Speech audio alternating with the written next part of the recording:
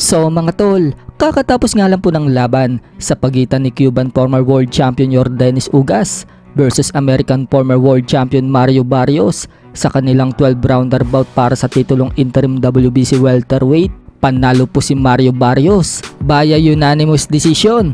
2 beses po bumagsak si Ugas mga tol, sa round 2 at sa round 12. Pero natapos po ni Ugas ang 12 rounds. Dahil dyan mga tol, si Barrios na po ngayon ang kampiyon sa interim WBC welterweight.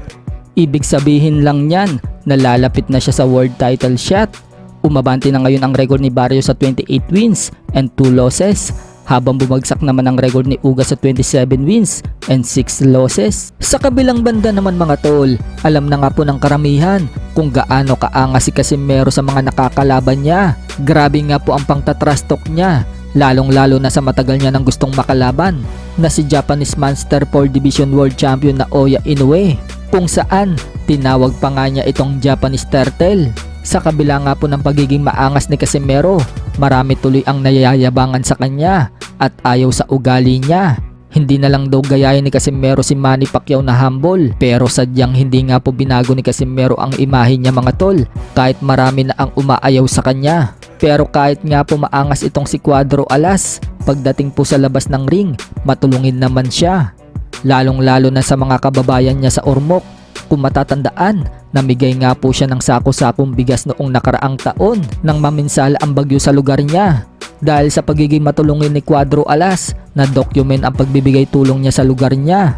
Ipinalabas nga po yan ng promotion niya ngayon, ang Treasure Boxing Promotion.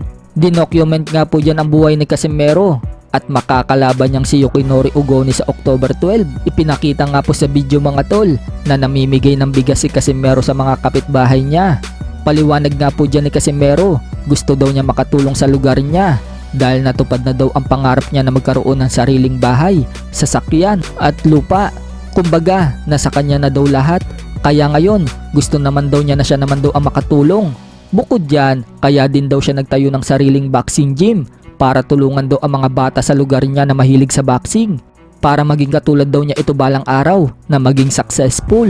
Dagdag pa ni Cuadro Alas mga tol, gusto daw niya maging world champion ulit at kauna-unahan daw siya maging world champion na nag-ensayo sa sarili niyang boxing gym. Sa akin parang gusto ko na lang tumulong ngayon kasi nasa akin na yung hinahanap ko dati na gusto ko magkapira, gusto ko magaganito, gusto ko magkasasakyan.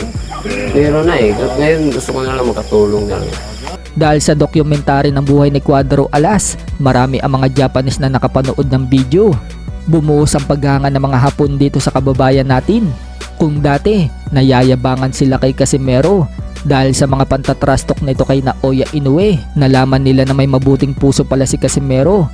Kaya kung dati, ayaw nilang labanan pa ni Inoue itong si Casimero, ngayon gustong gusto na nila na maganap ang laban ng dalawa para may maiuwi daw na malaking pera itong si Casimero at matulungan daw ang mahihirap sa lugar niya.